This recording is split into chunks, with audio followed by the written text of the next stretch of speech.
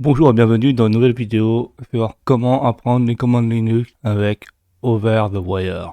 Donc ici, on va faire l'exercice 13 pour aller au level 14. Donc, quel est le but de cet exercice? Donc, ici, on va apprendre à utiliser certaines commandes, donc SSH, qu'on connaît déjà un peu, mais pas forcément toutes les possibilités. Telnet, qui permet de se connecter à certains protocoles simples. Netcat, pareil, NC, qui permet aussi, comme Telnet, de se connecter à plusieurs protocoles. OpenTCL, qui permet de se connecter aux protocoles chiffrés, donc tout ce qui est SSL, TCL, et gérer des clés privées ou publiques. Client, qui permet de se connecter à des protocoles chiffrés, donc pour les certificats aussi, tout ce qui est SSL, TCL. Et Nmap, qui permet de faire des scans de ports, donc voir quels sont les services qu'il y a derrière les ports, quels sont les systèmes d'exploitation, ou faire des tests pour voir si les ports sont ouverts ou pas, ou connaître les versions de certains services. Ici, il faut avoir un mot de passe du prochain level. En fait, il est stocké dans le répertoire etc bandit pass bandit 14 et il ne peut seulement être lu par l'utilisateur bandit 14. Donc pour ce level, on va pas donner le prochain mot de passe, mais on a en fait la clé privée SSH. Donc en fait, en SSH, on a une clé privée et une clé publique. Donc la clé privée sera pour nous et la clé publique sera pour le client. En fait, ce qu'on parle dans SSH utilise un protocole asymétrique de chiffrement. Donc en fait, on a une clé qui est privée qui sert à déchiffrer les données et on a une clé publique qui sert à chiffrer les données. C'est pour ça que la clé privée est toujours plus importante. Donc cette clé, elle peut être utilisée pour nous connecter au prochain level. Et il y a une petite note super importante qui nous dit que le localhost et le hostname se réfèrent à la machine où on travaille. Donc en fait, c'est cette machine-là à partir de laquelle on va se connecter. On va se connecter en tant qu'utilisateur Bandit 13 sur le laboratoire.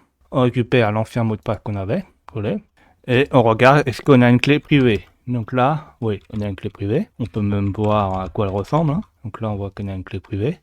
Mais avant de nous connecter sur la clé privée, le problème, c'est le protocole SSH. On sait que c'est sur le port 22, mais c'est pas forcément le bon port. Donc ça peut être l'administrateur ou on peut mettre plusieurs serveurs avec différents ports. Donc soit l'administrateur qui l'a changé, soit parce qu'on a plusieurs services SSH, donc on doit mettre différents ports. Donc, comme j'ai dit, pour savoir quels sont les ports qui sont disponibles, on va utiliser un scanner de ports qui s'appelle Nmap. Donc, comment ça fonctionne? Donc, regardons la documentation. Donc, on fait man Nmap. Donc, qu'est-ce qu'on aura besoin de savoir? On aura besoin de scanner une plage de ports. Donc, sur un ordinateur, on sait que les ports, ou je vous le dis, sont codés sur 16 bits. Donc, en fait, c'est entre 0 et 65 535. Donc, ça, c'est la plage des ports. Donc, regardons comment fonctionne dans la documentation les ports. Donc, si on regarde dans port spécification, dans la documentation et scan order, on voit que le "-p", port range, va permettre de spécifier la plage de ports. Donc, ils disent par exemple que Nmap utilise les ports entre 1 et 65 535. Donc, comme j'avais dit 0, mais en fait, c'est le port 1, c'est que 65 535. Donc, ils sont utilisés. Et après, on a les ports standards entre 1000 et 1023. Sinon, après, on a les ports non standards qui sont plus hauts. Donc là, il faudra scanner tous les ports. Après, une autre option qui sera intéressante, c'est comment scanner les services sur les ports. Donc exactement ce qui tourne derrière. Donc faisons une recherche. Donc on a dans les versions détection, donc FV, en fait ça permet d'interroger les ports et d'essayer de trouver ce qui tourne derrière. Donc grâce à ceci, on pourra trouver qu'est-ce qui tourne derrière. Donc parce que forcément, ce qui est affiché n'est pas forcément le bon service. Donc faisons ceci. Donc comme ça a été dit, on fait un Nmap. On met l'option FV pour savoir ce qui tourne derrière les ports et on met la plage de 1 à 65 035. Et comme on a dit dans l'exercice, c'est sur le local host. Donc local host. Ça peut prendre beaucoup de temps parce qu'en fait là on va scanner tous les ports de la machine. Donc le temps qu'il interroge les ports qui sont ouverts et qu'il cherche à savoir quel service tourne dessus, ça prend du temps. Donc une fois que le scan est fait, on regarde ce qui nous sort. Donc là, on a des choses intéressantes. On voit qu'en fait, il y a certains ports où ils sont en SSH. Donc on voit qu'en fait, le port 22 est en SSH et du port 2220, 2230, 231 et 232, ils sont en SSH. Donc là, en fait, là, qu'on voit là, où les 5 ports sont la cible potentielle où on pourra se connecter avec notre clé privée. Alors, comment nous allons utiliser la clé privée sur du SSH? Eh ben, regardons le manuel encore. Donc déjà, au début, on voit que on a -i, c'est Identity File. Donc ça se trouve que c'est ça notre clé privée. Et regardons si on a autre chose par rapport à ce type de fichier.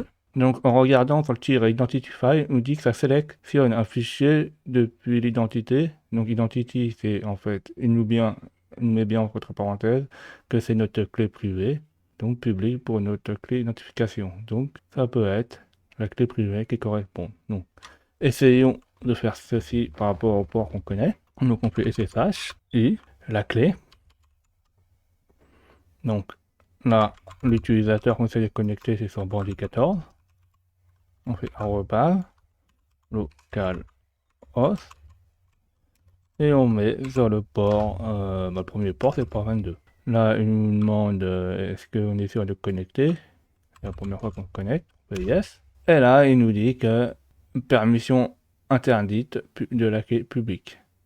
Et on a un autre problème, c'est que il ne veut pas écrire de fichiers sur les clients ou les hosts connus. En fait, alors ça c'est pas grave. Enfin, si c'est en cas réel, c'est grave parce qu'en fait, on peut avoir une usurpation de clés. Il pourra pas vérifier si le serveur a été corrompu, si les clés publiques ont été corrompues.